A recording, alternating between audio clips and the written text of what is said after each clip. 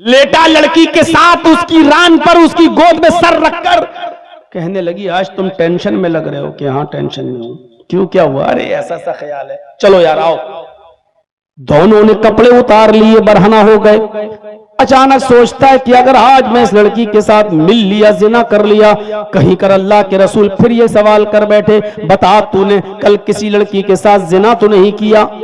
मैंने अगर कह दिया कि हाँ मैंने जिना किया, अगर मैंने कह दिया हाँ किया, तो कुआरा होने की वजह से मुझे 100 कोड़े मारे जाएंगे। एक कोड़ा खाने की ताकत तो है नहीं, 100 कोड़े कैसे खाएंगे? और अगर मैंने कह दिया कि नहीं मैंने जिना नहीं किया, तो ये झूठ हो जाएगा। और मैंने अल्लाह की कसम खाकर वादा किया कि मैं झूठ नहीं बोलूंगा। उसने लड़की को भी धक्का दिया, हट मैं तेरे साथ भी नहीं मिलूंगा, अगर मिलता हूं तो 100 कोड़े, और नहीं झूठ बोलता हूं तो मैं झूठा, और झूठ छोड़ने का मैंने वादा कर लिया है, नहीं मिलूंगा। आगे बढ़ता है, चोरी करता और चोरी करने में कामयाब। सोना चुरा लिया, चांदी चुरा ली, जेवरात चुरा लिए, थैले में भर लिए।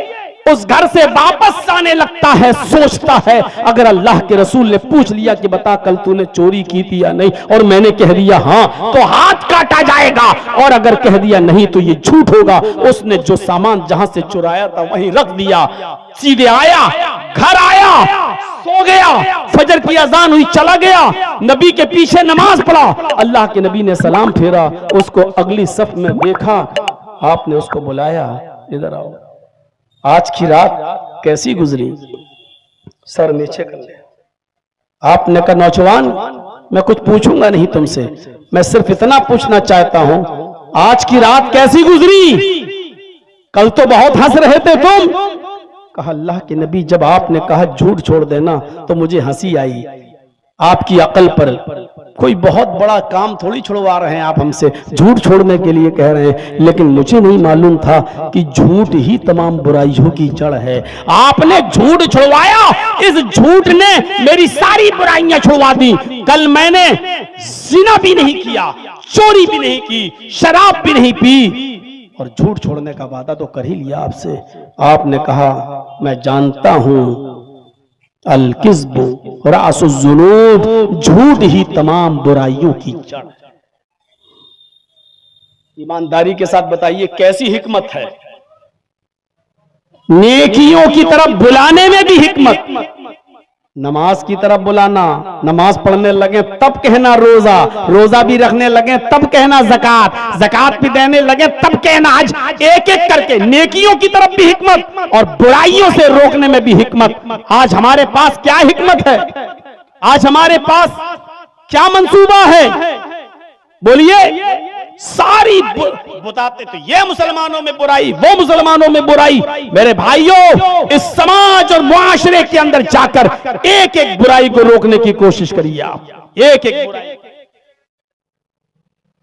हम तसव्वुर करें कि हम कहां हैं, हम तसव्वुर करें कि हमारी हैसियत क्या है, हम तसव्वुर करें।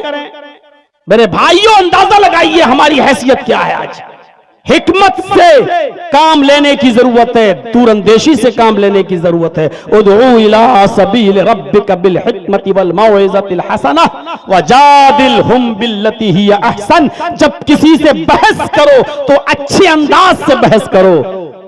तू तड़ाक करके बहस नहीं होनी चाहिए, तू तड़ाक करके बहस नहीं होनी चाहिए। किसी से भी बहस हो तो अच्छे अंदाज से बहस हो, उसमें गर्मा गर्मी नहीं होनी चाहिए। आज टीवी चैनलों पर डिबेट देख लो, कैसे बहस होती है, कैसे लगता है जैसे एक बिल्ली दूसरी बिल्ली को अभी नोच के खा जाएगी। इस तरीके से लगता है जैसे अभी एक दूसरे के ऊपर चढ़ बैठेंगे। कुरान कहता है कि जब तुम किसी से बहस करो तो उसूल और ज़ाब्ते के तहत अक्लमंदी से और होशियारी से और आसान तरीके से बहस करो। हजरत इब्राहिम अलैहिस्सलातु वस्सलाम नमरूद से बहस कर रहे हैं, नमरूद से बहस कर रहे हैं। अलम तरा इलल्लज़ी हाज्जा इब्राहीम फी रब्बिह।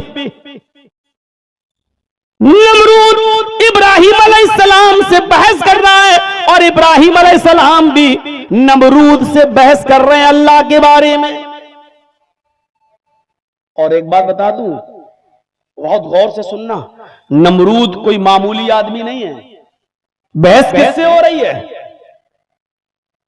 एक होता है गांव का मुखिया, सरपंच, एक होता है उससे भी ऊंचा, फिर होता है एमएलए, फिर होता है एमपी, फिर होता है चीफ मिनिस्टर, फिर होता है प्राइम मिनिस्टर। नमरूद की हैसियत पहले जान लो कि क्या है। पूरी दुनिया पर हुकूमत करने वाले, पूरे मुल्क पर नहीं, पूरी दुनिया पर हुकूमत करने वाले 4 लोग गुजरे हैं, 4 लोग जिन्होंने अपने वक्त में पूरी दुनिया पर हुकूमत की है, जिसमें 2 काफिर थे और 2 मुसलमान। 2 काफिर थे और 2 मुसलमान। मुसलमानों में एक इब्राहिम, एक थे सुलेमान अलैहिस्सलाम और एक बख्त नसर। मेरे भाइयों, और काफिरों में 2 जुल्करनैन, सुलेमान अलैहिस्सलाम मुसलमानों में और जुल्करनैन, ये 2 मुसलमान थे जिन्होंने पूरी दुनिया पर हुकूमत की है, और 2 काफिरों ने पूरी दुनिया पर हुकूमत की है। 2 काफिरों ने, उन काफिरों में एक का नाम है नमरूद और दूसरे का नाम है बख्त नसर। ये 2 काफिर थे जिन्होंने पूरी दुनिया पर हुकूमत की है। तो पूरी दुनिया पर हुकूमत करने वाला कौन है? नमरूद। ये गांव का सरपंच नहीं है, ये गांव का मुखिया नहीं है, ये गांव का प्रमुख नहीं है, ये एमएलए नहीं है, ये एमपी नहीं है, ये चीफ मिनिस्टर भी नहीं है, ये प्राइम मिनिस्टर भी नहीं है, बल्कि पूरी दुनिया पर हुकूमत करने वाला है, पूरी दुनिया पर। और इब्राहिम अलैहिस्सलाम किससे मुनाजरा कर रहे हैं, किससे डिबेट कर रहे हैं? जो पूरी दुनिया का हाकिम वक्त है, पूरी दुनिया पर हुकूमत करता है। तौहीद इंसान के अंदर इतनी बहादुरी पैदा कर देती है, एक अल्लाह की इबादत इतनी बहादुरी पैदा कर देती है कि इंसान पूरी दुनिया के बादशाह के सामने टकरा जाता है। बात कितने अच्छे अंदाज में होती है, देखिए, बहस में तू तलाक नहीं, बहस में गाली गलूज नहीं, बहुत आसान और अच्छे तरीके से इब्राहिम अलैहिस्सलाम ने कहा, मेरा रब वो है, रब्बी अल्लज़ी युही व युमीत। आए नमरूद, मेरा रब वो है जो जिंदा करता है और मारता है। मेरा रब वो है जो जिंदगी देता है और जो मौत के घाट उतारता है, वो मेरा रब है। तो नमरूद ने कहा, ये काम तो मैं भी कर सकता हूं, मैं भी जिंदगी देता हूं, मैं भी मौत, वही वो उम्मीद, अना वही वो उम्मीद, ये तो मैं भी कर सकता हूं। एक आदमी जेल में बंद था, जिसको फांसी और मौत की सजा थी, उसको जेल से निकाला, कहा देखो इसको कल कत्ल होना था, इसकी गर्दन उड़ाई जाना थी, इसको सजा थी, मैंने माफ कर दिया, जाओ इसको छोड़ दिया। देखो मैंने भी एक को जिंदगी दे दी। और एक बेकसूर आदमी रास्ते से जा रहा था, उसको पकड़ा और उसकी गर्दन उड़ा दी नमरूद ने। कहा देखो मैं भी किसी को मार सकता हूं, मैं भी कत्ल, ये तो मैं भी कर सकता हूं, जिसको चाहूं जिंदगी दे दूं और जिसको चाहूं कत्ल कर दूं। इब्राहिम अलैहिस्सलाम समझ गए ये मोटी खोपड़ी का है, जैसे आज हमारे ऊपर मुसल्लत है मोटी खोपड़ी के। मेरे भाइयों, इब्राहिम अलैहिस्सलाम समझ गए कि ये आदमी ऐसे नहीं समझेगा, मोटी खोपड़ी का है। इब्राहिम अलैहिस्सलाम ने झट से ऐसी दलील पेश कर दी, हक्का बक्का रह गया। इब्राहिम अलैहिस्सलाम ने कहा, मेरा रब वो है, याती बिश्शम्सी मिनल मशरिक फाती बिहा मिनल मगरिब। मेरा रब वो है जो सूरज को मशरिक से पूरब से निकालता है, मेरा रब वो है जो सूरज को पूरब से ईस्ट से निकालता है और मगरिब में पश्चिम में वेस्ट में डुबो देता है, उसको अस्त कर देता है, उसको डुबोता है। ये मेरा रब है जो सूरज को पूरब से निकालता है और पश्चिम में डुबो देता है। अगर तू अपने आप को रब कहता है, तू अपने आप को खुदा कहता है, तो मगरिब से निकाल, पश्चिम से निकाल कर पूरब में डुबो के दिखा। बुहितल्लज़ी कफर। समझ गया कि इब्राहिम अलैहिस्सलाम ने ऐसी चीज करने को कहा है जो मेरे बाप दादा भी नहीं कर पाएंगे। छठी का दूध याद आ जाएगा। कितनी अच्छी तरीके से डिबेट हो रही है, न लड़ाई, न झगड़ा, न दंगा, न फसाद। और पूरी दुनिया के बादशाह से टकरा रहे हैं। इब्राहिम अलैहिस्सलाम, मैं तुझे रब नहीं मान सकता, मेरा रब वो है जो सूरज को पूरब से निकालता है और पश्चिम में डुबोता है। अगर तू खुदा है तो पश्चिम से निकाल के पूरब में डुबो। नहीं कर पाया। इब्राहिम अलैहिस्सलाम ने कहा तू मेरा खुदा नहीं हो सकता। दावत दो तो हिकमत से। इब्राहिम अलैहिस्सलाम ने भी तो हिकमत से दावत दी। समझाते रहे। जब लोग नहीं माने, जब रास्ते पे नहीं आए तो क्या किया? बुत खाने में घुस गए। आप मत घुस जाइएगा, हिंदुस्तान में रह रहे हो। इब्राहिम अलैहिस्सलाम बुत खाने में घुस गए, सारे बुतों को तोड़ दिया और जो सबसे बड़ा बुत था उसको छोड़ दिया। देखिए अकलमंदी, तानाई देखिए, होशियारी देखिए। जो सबसे बड़ा बुत था उसको छोड़ दिया और जिस कुल्हाड़ी से सारे बुतों को काटा था, तोड़ा था, वही कुल्हाड़ी बड़े वाले बुत के गले में टांग दी और चले आए। अब ये लोग सब मेले से वापस आए तो देखा किसी की गर्दन कटी है, किसी का हाथ कटा पड़ा है, किसी का पेट फटा पड़ा है, कोई औंधे मुंह डला है, कोई ऐसे। ये मेरे माबूदों के साथ, मेरे खुदाओं के साथ ये हालत किसने की? किसी एक ने कहा कि इब्राहिम के अलावा कौन हो सकता, वही हमारे माबूदों को बुरा भला कहता है। कब बुला के लाओ। जब बुलवाया, इब्राहिम अलैहिस्सलाम से कहा कि ये मेरे इन बुतों की, इन माबूदों की हालत किसने की? इब्राहिम अलैहिस्सलाम सारे बुतों को देखकर कहते हैं, ओह, ये तो बहुत बुरी दुर्गत बनाई है इनकी। किसने बनाई? लोगों ने कहा मैं तुमसे पूछ रहा हूं कि किसने बनाई, ये हालत कैसे हुई? इब्राहिम अलैहिस्सलाम अक्लमंदी देखिए, दानिशमंद, हिकमत ऐसे देखते हुए, अरे कुल्हाड़ी इसके गले में लटकी है, पूछ रहे हो तुम मुझसे? इसके गले में कुल्हाड़ी लटकी, इसी ने मारा होगा इन सबको, हमसे क्या पूछ रहे हो? जो बुलवाना था वो देखिए अंदाज। हाय इब्राहिम, तुम अच्छी तरीके से जानते हो ये बड़ा बुत उतर भी नहीं सकता, कुल्हाड़ी पकड़ भी नहीं सकता, चल भी नहीं सकता, यहां आ भी नहीं सकता, कुल्हाड़ी चला भी नहीं सकता, मार भी नहीं सकता, ये कुछ नहीं कर सकता। फिर ये कैसे कत्ल करेगा, कैसे मारेगा? यही कहलवाना था इब्राहिम अलैहिस्सलाम को। कहा तुमने तो खुद ही जवाब दे दिया।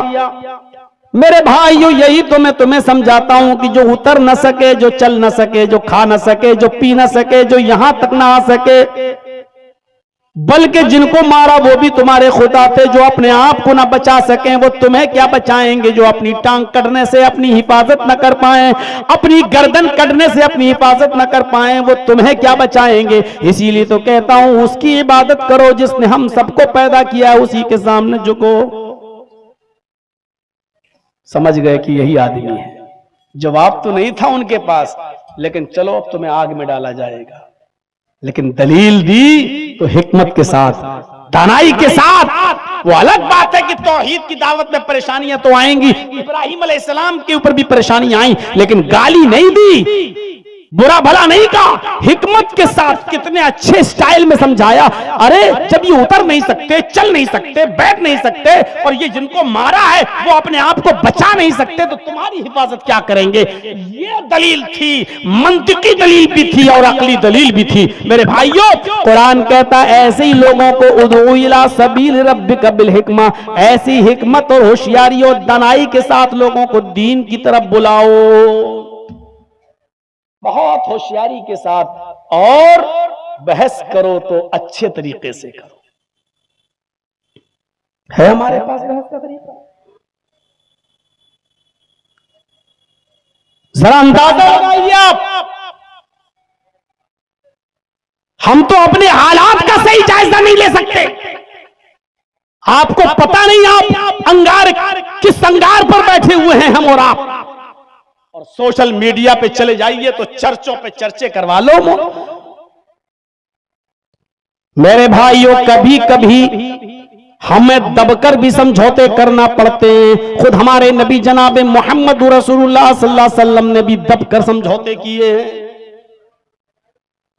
यहां सीना तानने की जरूरत नहीं। मौलाना जर्जिस एक बोल रहा ना वहां यूपी में, एक पार्टी का जिम्मेदार, मौलवी जर्जिस डरपोक है, खुद ही भाग जाए बंगाल, हम क्यों जाएं, वो डरपोक है, इस तरीके की बात।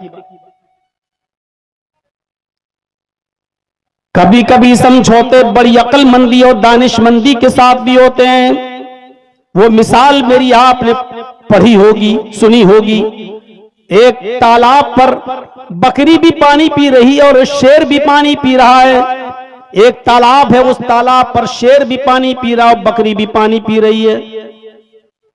शेर जहां मुंह डालता है पानी में, वहां से बहता हुआ पानी बकरी के पास आता है। बकरी उसी पानी को पी रही है, तो शेर का झूठा पानी बकरी को मिल रहा है। बकरी की तरफ से पानी बहता हुआ शेर की तरफ नहीं जा रहा है। शेर जहां मुंह डाल रहा है, वहां से पानी बहता हुआ बकरी के पास आता है और बकरी उसी पानी को पीती है। जब दोनों पानी पी चुके तो शेर ने कहा गुर्राते हुए, तूने मेरा पानी गंदा क्यों किया? तूने मेरा पानी गंदा क्यों किया? झूठा क्यों किया? कौन कह रहा है? शेर। उल्टा, यानी कहते, इसी को कहते हैं उल्टा चोर कोतवाल को डांटे। शेर कह रहा है बकरी, तूने मेरा पानी झूठा क्यों किया? बकरी कहती है हुजूर, पानी तो आपकी तरफ से बहता हुआ आ रहा है, मैं तो आपका झूठा पानी पी रही हूं, मेरा झूठा पानी आप थोड़ी पी रहे हैं। पानी तो आपकी तरफ से बहता हुआ मेरे पास आया, हमने तो आपका झूठा पानी पिया। शेर कहता है अच्छा, तो तू मुझसे मुंह भी चलाती है, जबान भी चला रही है, तुझे बोलना भी आता है, तू मेरे सामने बात करने की भी हिम्मत करती है। शेर आगे बढ़ा और उसने अपने पंजों से उस बकरी को फाड़ दिया। मैं शेर किसको कह रहा हूं और बकरी किसको कह रहा हूं, ये समझ लो तो पूरी तकरीर समझ में आ जाएगी तुम्हारे।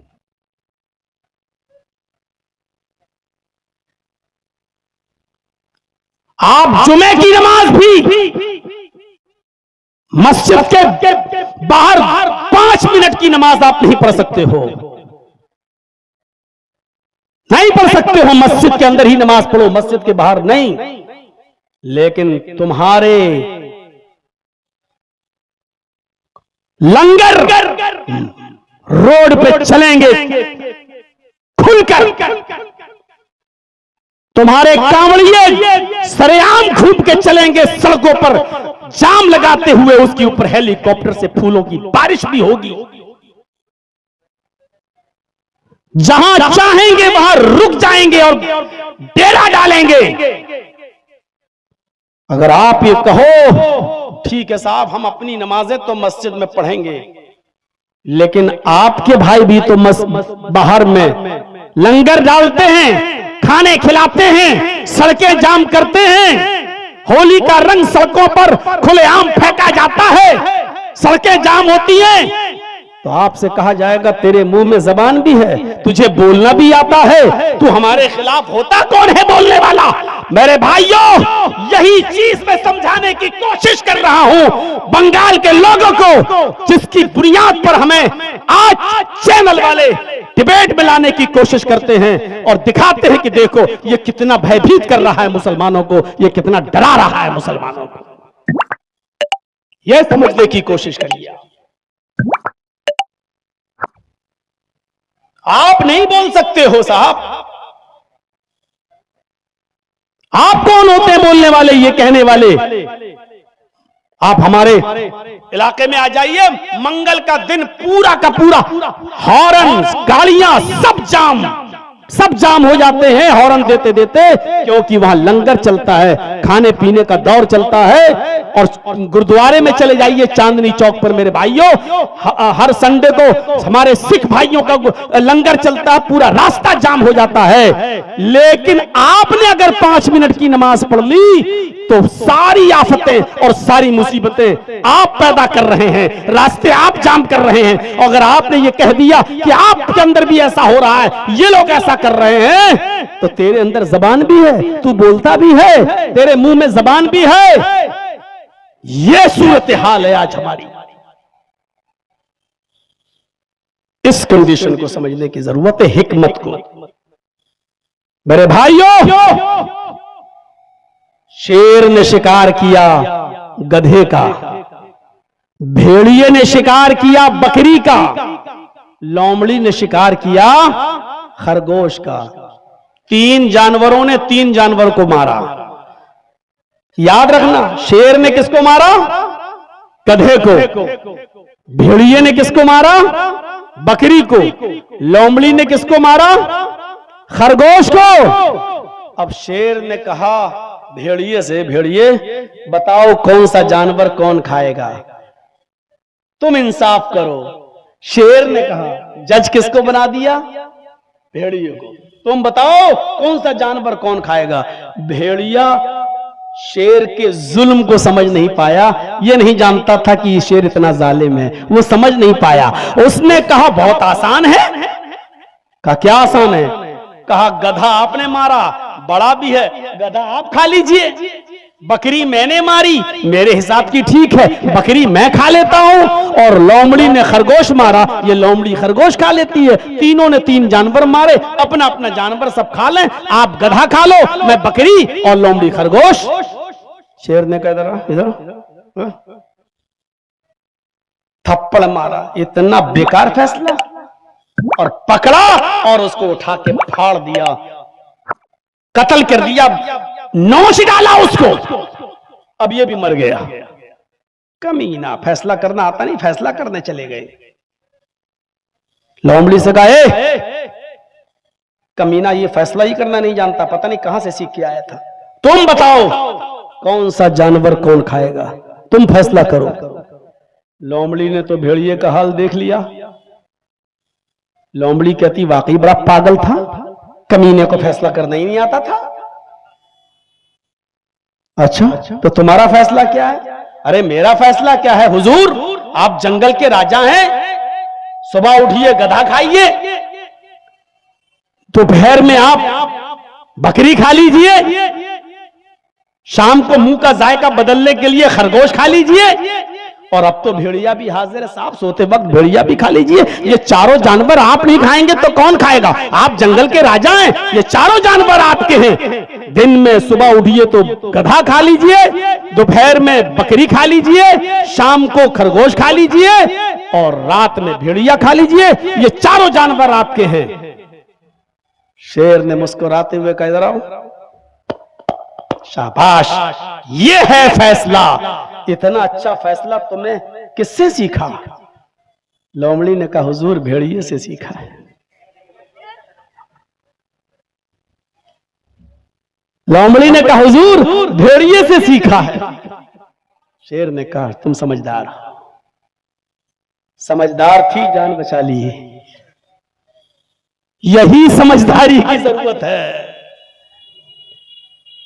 यही समझदारी की जरूरत है। मैं जानता हूं बहुत से लोगों के कलेजे मुरझा रहे होंगे कि मौलवी जर्जीस तो हमारा पत्ता गोल करने आ रहा है।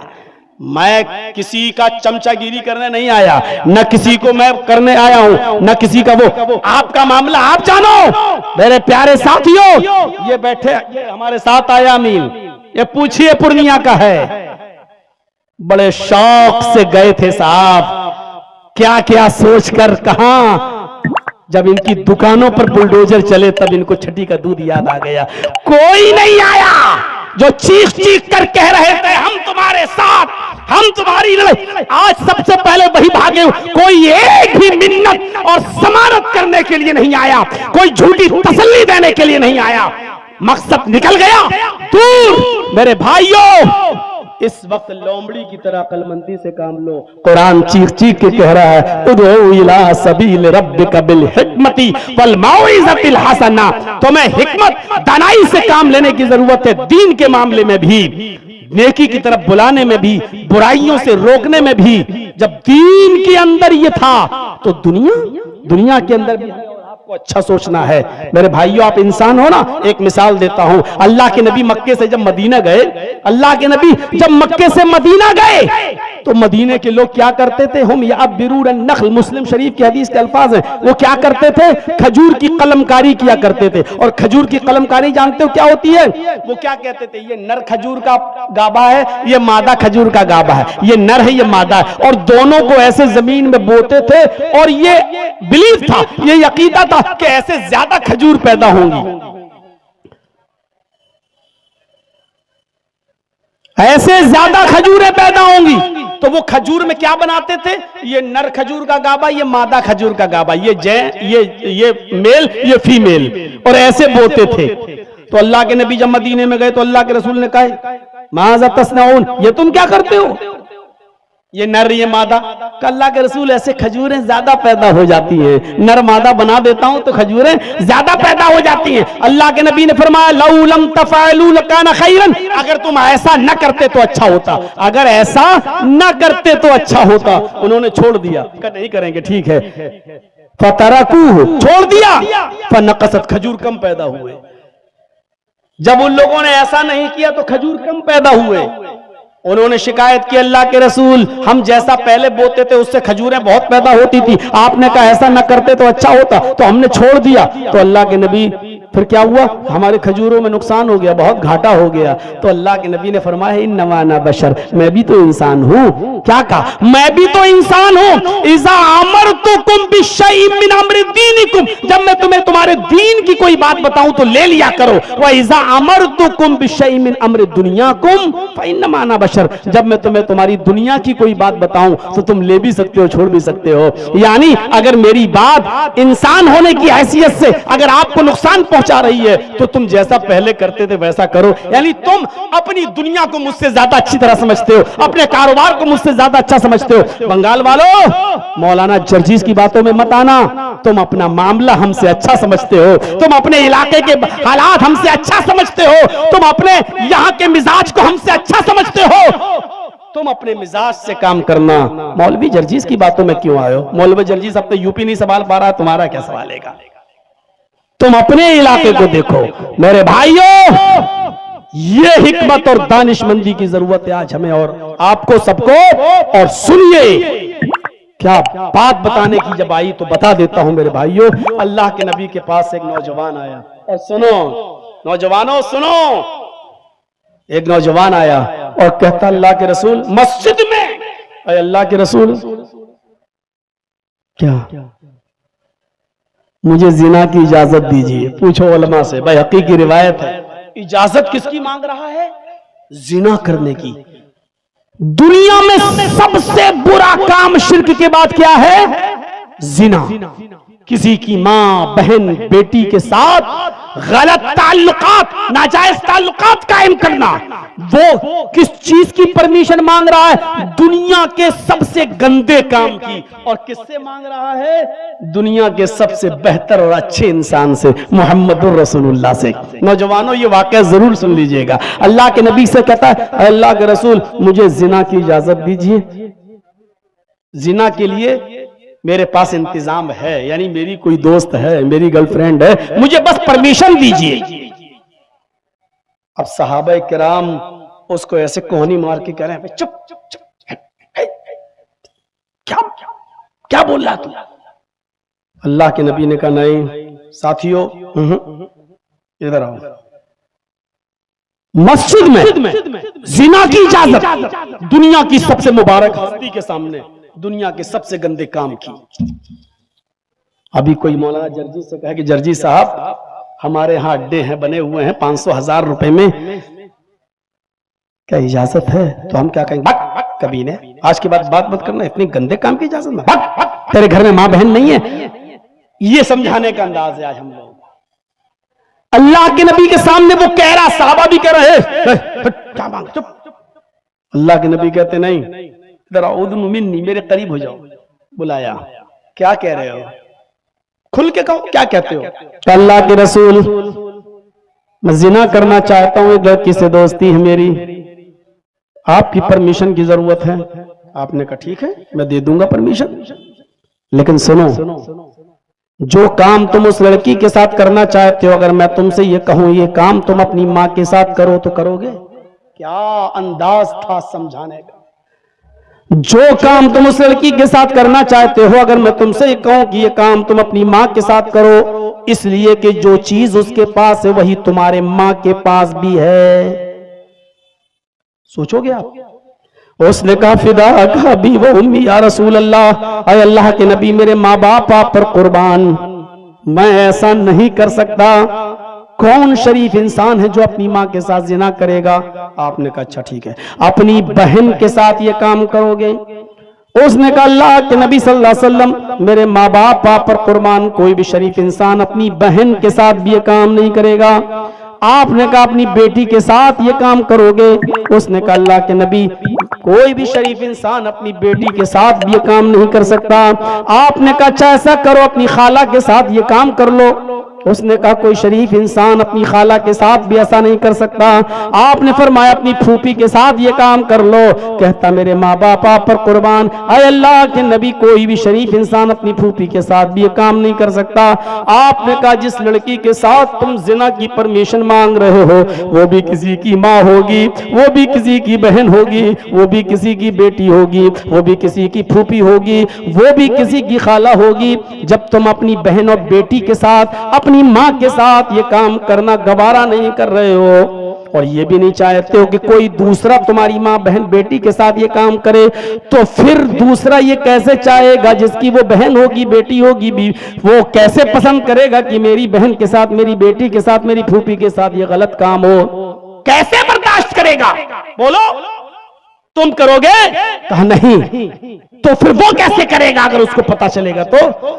कहने लगा अल्लाह के नबी आपने जैसे समझाया मुझे अच्छी तरीके से इल्म हो गया, मेरे सर पे हाथ फेरिए और मेरे लिए दुआ करिए।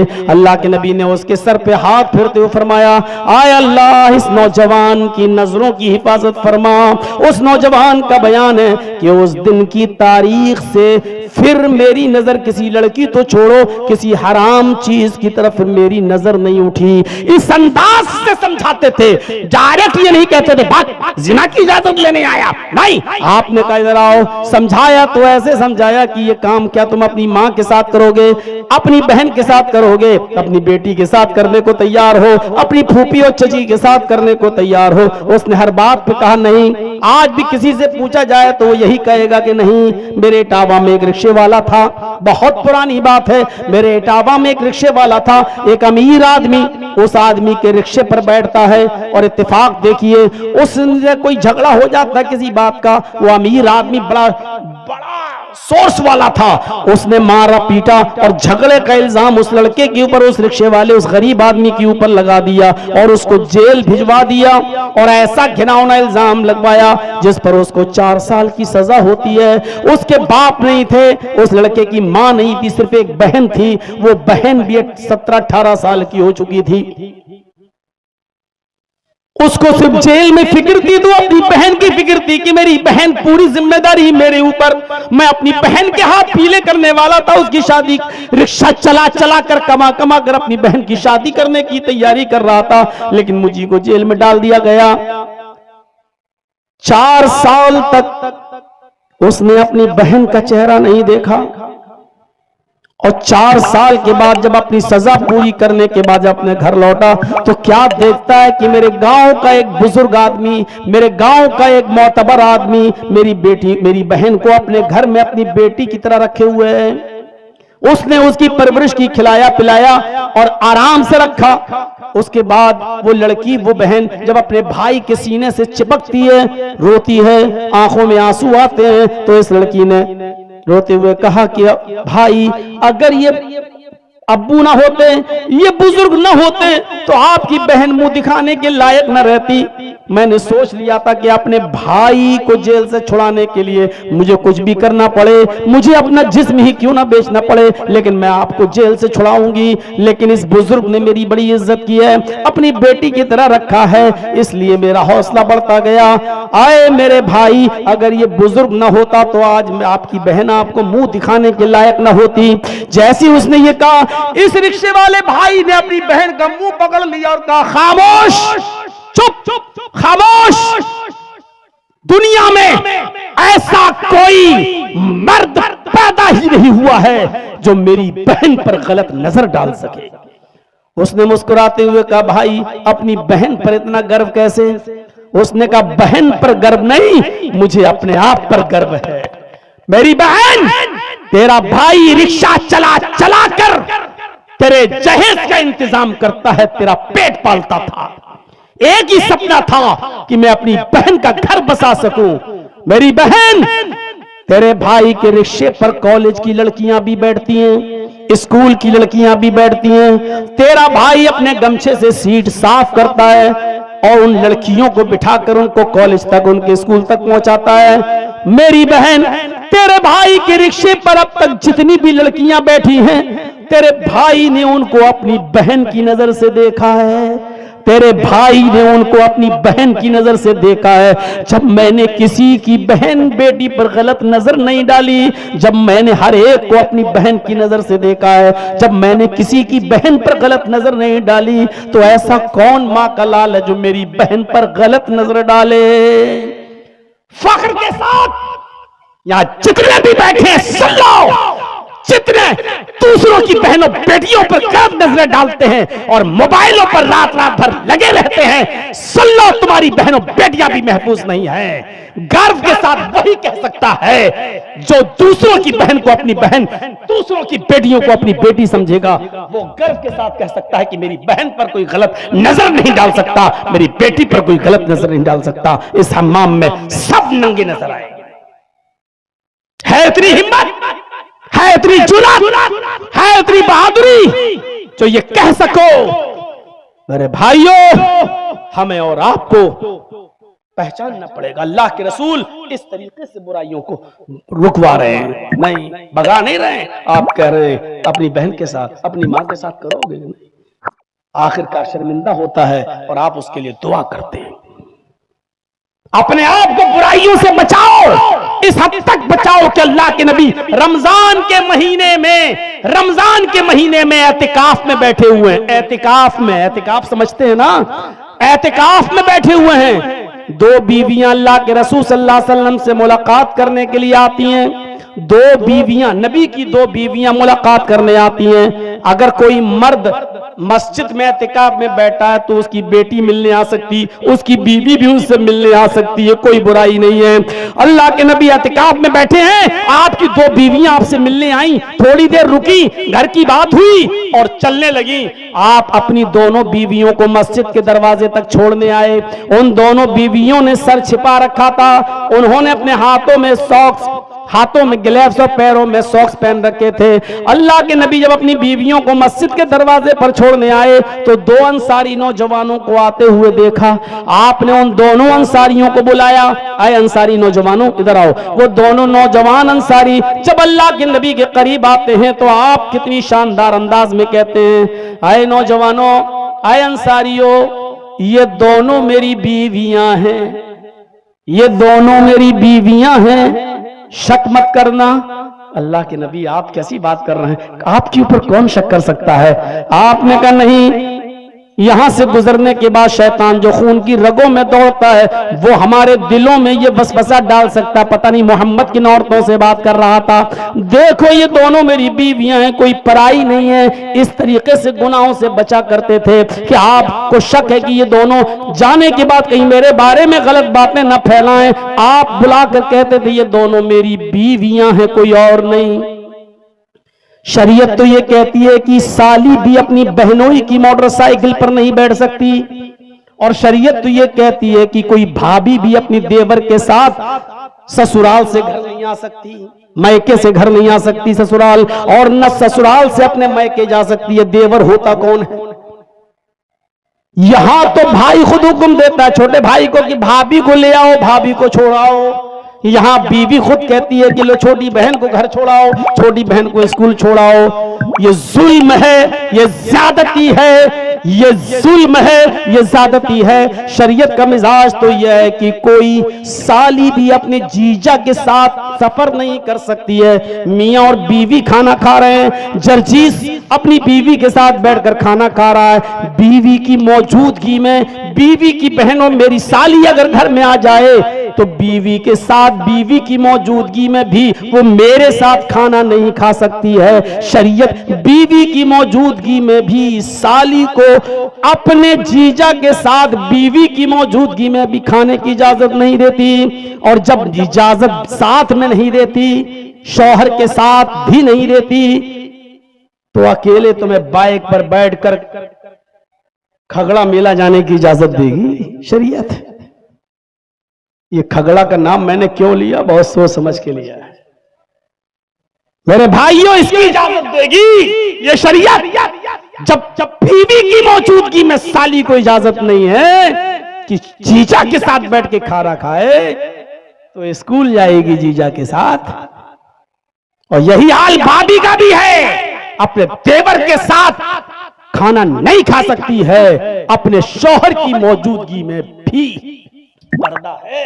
और पर्दा भी इतना जबरदस्त। और आई तल हम व या रसूल अल्लाह, अल्लाह के रसूल क्या देवर से भी पर्दा करूं? आपने कहा दुनिया वालों से कुछ कमी हो जाए तो चलेगा, देवर से नहीं। कहा देवर से भी करूं? कहा देवर तो मौत है, अलहमुल मौत, देवर तो मौत है, देवर मौत। एक वाकया सुने हो सऊदी अरब का? भोपाल का एक आदमी था, सऊदिया में काम करता था। सऊदिया में वो टैक्सी चलाता था। टैक्सी सुने हैं वाकया? नहीं सुने तो सुन लो। टैक्सी चलाता था और उसकी ड्यूटी थी कि वो दिन भर टैक्सी चलाता था और रात में आके सोता था। तो एक बार वो ऐसे ही कपड़ा डाले बैठा हुआ था टैक्सी ड्राइवर जद्दा में, और ऊपर अपना हैंडकरचीफ रुमाल डाले हुए था। उसको कोई पैसेंजर नहीं मिल रहा था। थोड़ी देर के बाद एक औरत आई, उसका पेट बड़ा था, उसके पेट में बच्चा।